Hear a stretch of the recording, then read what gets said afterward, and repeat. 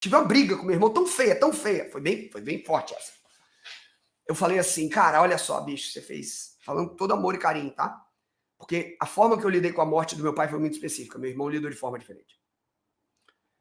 E eu sou muito dominante. E não é fácil ter um irmão mais velho, Juliano. Não é fácil nem ter um Juliano como professor. Imagina como irmão mais velho dentro de casa. Tá bom? E meu irmão achou que eu tava querendo substituir meu pai. E eu não tava, só sendo irmão dele. E aí, dentro desse contexto, ele achava que eu não era amigo dele. Eu falei, cara, você acredita tanto em psicólogo? Marca o psicólogo, eu vou com você na primeira sessão. Você é inteligentíssimo, não tem como você enganar um psicólogo na minha frente. Eu vou junto, pode marcar. Pode marcar o psicólogo. Eu vou junto com você. Pegamos um psicólogo, mestre, lá no Espírito Santo. Marcamos a sessão. Pedimos um cara altamente recomendado, excepcional nesse contexto. Fui com ele. Para ele, psicólogo era incrível. Todo mundo tá doente aqui em casa, você precisa de terapia, você precisa disso. Tá bom, então vamos lá no psicólogo.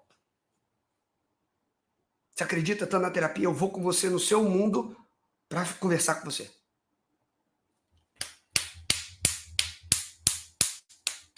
Fizemos a sessão todinha. Foram 2h30 de conversa. Acabou a sessão. A queixa do meu irmão era assim, meu irmão não é meu amigo. Acabou a sessão, eu conversando com ele na frente do psicólogo, o psicólogo conduzindo as perguntas. Ele virou e falou assim, o que é ser amigo para você, querido? Porque tudo que teu irmão fez é mais do que ser amigo. Além de amigo, ele tem um irmão mais velho. Ele entrou em briga por você. Ele estava ao seu lado quando você precisava. Ele foi listando, né? Aí eu falei, bom, que bom. Agora que você acreditou nisso, agora que você tem um contraponto e ele não vai inventar um castelo de cartas para você, sem uma outra versão, e eu confrontei a realidade de mundo que ele traz para o psicólogo, porque é isso que acontece muitas vezes, tá? O doente inteligente, ele leva um contexto de fala para o psicólogo, deturpando toda a realidade onde ele vive. Vocês conseguiram entender o que eu estou dizendo? Se o psicólogo não tiver acesso ao contexto onde está colocado, com realidade em verdade, o doente, sem esse confronto, não consegue sair de onde está. Não consegue. Porque quando você pega um cara muito inteligente, ele cria o circo que ele quiser. O circo que ele quiser. Para a pessoa. E vai demorar, às vezes, muito tempo para um bom profissional entender esse contexto. Então, quando você chega para uma pessoa, é igual quando chega... Existem pessoas, gente, que quando você chega perto dela, ela consegue contar uma história absurda. Ela consegue montar um livro do Harry Potter na cabeça dele e vai fazer todo sentido. Só que se você leva para um psicólogo, para um terapeuta que não tem a mesma base de fé que você vive, e o problema é que muitas famílias não têm nem mais base de fé, isso deturpa completamente a estrutura de vida das pessoas. Isso deturpa completamente critérios que envolveriam a família numa crescente valorosa que é considerada assim para eles. Se o cara for psicoterapeuta de base, raiz, psicanálise de base ali, ele não vai, dependendo da base dele, se ele não tem o preceito de fé, ele não acredita nem em Deus. As pessoas que têm um nível de consciência sobre o que vivem e o que fazem, e buscam saúde e aprendem a fluir nisso, elas têm resultados positivos. Eu não posso basear o que é pelo que não funciona. Eu não posso dizer o que é a vida pelo que está errado. Nós temos que aprender a mergulhar nisso, buscando o que é pelo que Deus cria, pelo que Deus é, pelo que se manifesta na vida, se você não acredita em Deus, de forma plena. Mas vocês têm que saber isso. Esse processo de confronto, ele existe. Por exemplo, quando a gente pega Viktor Frankl, logoterapia, um psiquiatra fabuloso. Cara, quantas pessoas conseguem entender o que Viktor Frankl falou lá? É o que a gente está falando aqui.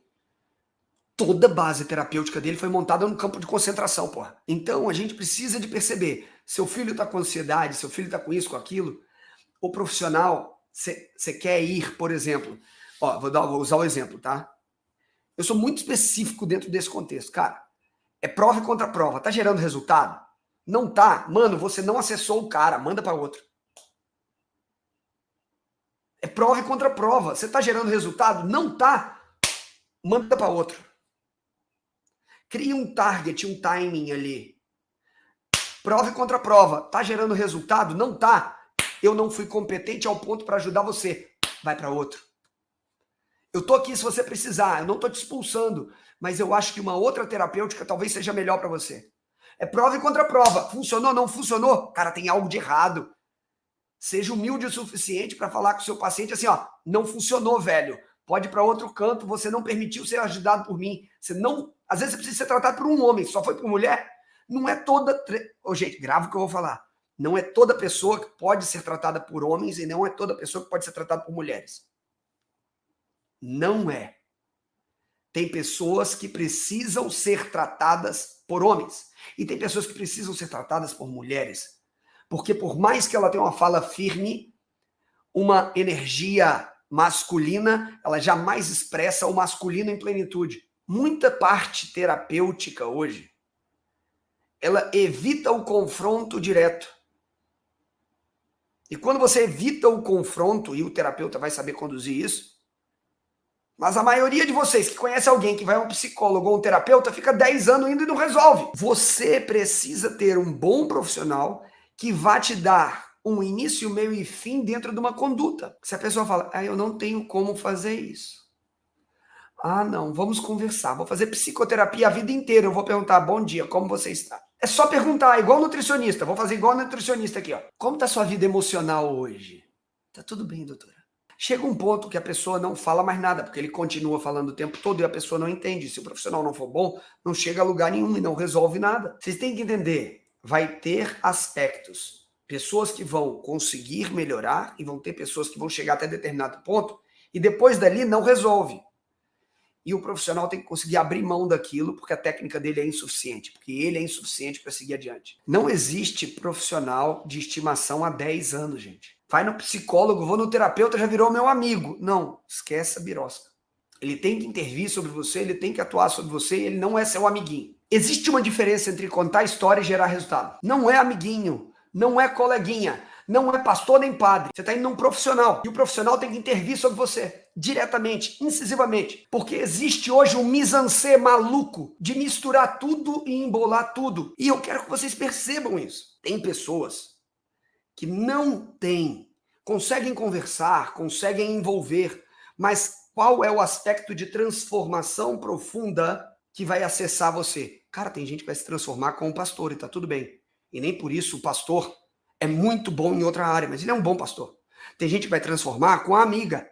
E a amiga vai resgatar você na sua vida. Tá bom? Simples assim.